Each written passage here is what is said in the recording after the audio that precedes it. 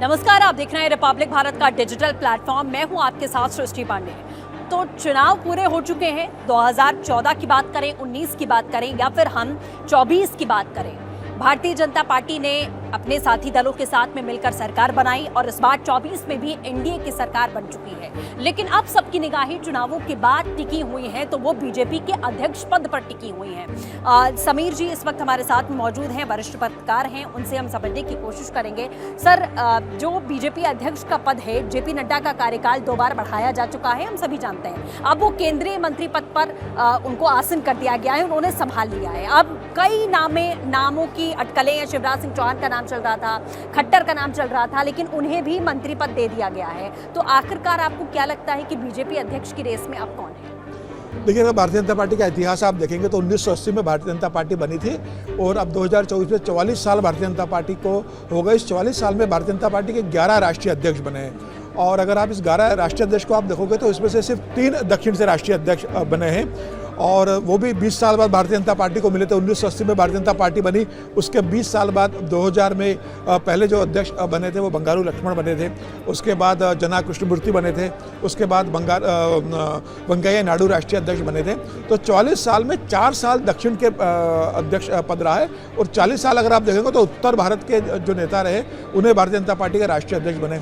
इस बार मुझे लग रहा है, इस बार दक्षिण को लेकर बहुत चर्चा चल रही है कि भारतीय जनता पार्टी इस बार दक्षिण से कोई अध्यक्ष दे सकती है। देखिए, प्रधानमंत्री मोदी हमेशा सरप्राइज देने के लिए जाने जाते हैं। ये भी कहा जा रहा है कि इस बार प्रधानमंत्री मोदी भारतीय जनता पार्टी को पहली बार कोई महिला राष्ट्रीय अध्यक्ष दे सकते हैं, तो इस बात की भी संभावना है। कोई ओबीसी भी राष्ट्रीय अध्यक्ष आ सकता है। तो जिन 2 नामों पे मुझे लग रहा है कि इस बार काफ़ी चर्चा हो रही है जो बन सकते हैं, उसमें एक सुधा यादव है जो पार्लियामेंट्री बोर्ड की मेंबर है, ओबीसी कम्युनिटी से आती है, और इसके अलावा डॉक्टर लक्ष्मण है जो पार्लियामेंट्री बोर्ड के सदस्य हैं, उत्तर प्रदेश से राज्यसभा सांसद हैं, वो दक्षिण से जो आते हैं लक्ष्मण, उनकी संभावना मुझे ज़्यादा लग रही है। इसके अलावा यह प्रधानमंत्री मोदी अब तय करेंगे और जिस तरीके से भारतीय जनता पार्टी का परिणाम आया है लोकसभा चुनाव में, मुझे लग रहा है वो कोई अच्छा और सरप्राइजिंग नाम लेकर आ सकते हैं। बिल्कुल सर, जैसा आपने कहा कि बीजेपी हमेशा सरप्राइज देती है, लेकिन जो चुनावों के नतीजे रहे हैं, जैसा बीजेपी ने सोचा था, अगर खाली हम भारतीय जनता पार्टी की बात करें तो वो उतना कारगर साबित नहीं हुआ जितना उनको यूपी से लग रहा था या फिर राजस्थान से झटका लगा है।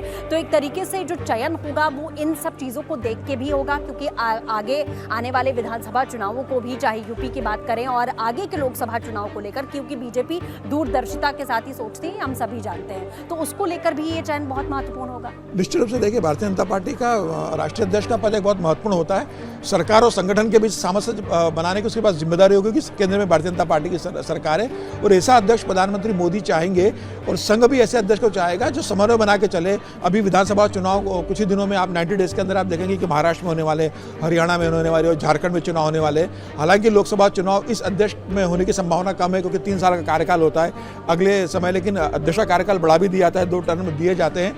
भारतीय जनता पार्टी जिस दौर से अभी गुजर रही है, जैसे उत्तर प्रदेश के अंदर भारतीय जनता पार्टी का बुरा प्रदर्शन रहा है, बंगाल में रहा है, महाराष्ट्र में रहा है, तो मुझे लग रहा है कि प्रधानमंत्री मोदी इस बार कोई एक अच्छी चॉइस लेकर आएंगे जो संगठन की समझ रखता हो। प्रधानमंत्री मोदी किस तरीके से भारतीय जनता पार्टी को आगे लेकर जाना चाहते हैं, केंद्र और भारतीय जनता पार्टी के संगठन में सामंजस्य बना सके, एक अच्छा नाम आएगा और मुझे लग रहा है इस बार फिर प्रधानमंत्री मोदी अपने चयन से फिर देश को चौंकाएंगे। और सर, क्या लग रहा है कि कोई नया नाम हो सकता है जिसकी चर्चा ही ना हो? क्योंकि ये हमने अभी हाल ही के विधानसभा चुनावों में भी देखा है कि जब सीएम की कुर्सी पर बिठाने की बात हुई तो ऐसे नाम सामने आए जो बहुत चौंकाने वाले थे, जिनके बारे में शायद हम सभी को ढूंढना पड़ा कि ये नाम है कौन या कहां से ताल्लुक रखते हैं। तो क्या कुछ वैसा यहां देखने को मिल सकता है?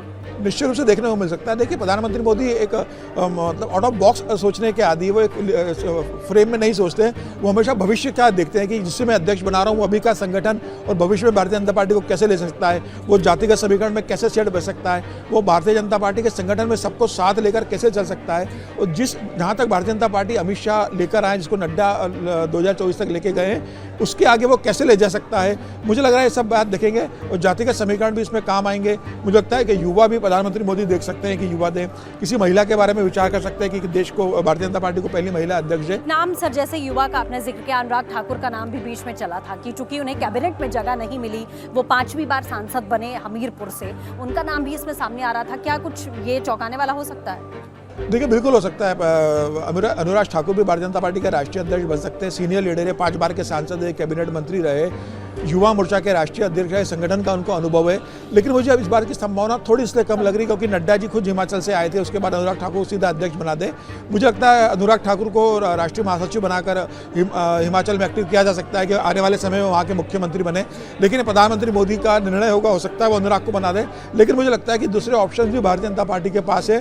प्रधानमंत्री मोदी उन पर विचार कर रहे होंगे और आने वाले कुछ दिनों में हमें नए राष्ट्रीय अध्यक्ष का नाम पता पड़ेगा। लेकिन जो भी होगा वो निश्चित रूप से चौंकाने वाला होगा। बिल्कुल सर, बहुत शुक्रिया हमसे बातचीत करने के लिए। तो आपने लगातार यहाँ पर सुना कि बीजेपी के राष्ट्रीय अध्यक्ष का जो नाम है, जो चयन होना है, क्योंकि स्थिति बहुत बेहतर नहीं रही लोकसभा चुनावों में। अगर नंबर्स की बात करें तो उस लिहाज से भी, आने वाले विधानसभा चुनावों के लिहाज से भी, और कैसे संगठन में और सरकार में समन्वय बिठाना है, उस लिहाज से भी माना जा रहा है कि कोई चौंकाने वाला नाम इसमें सामने आ सकता है। फिलहाल के लिए बस इतना ही। नमस्कार।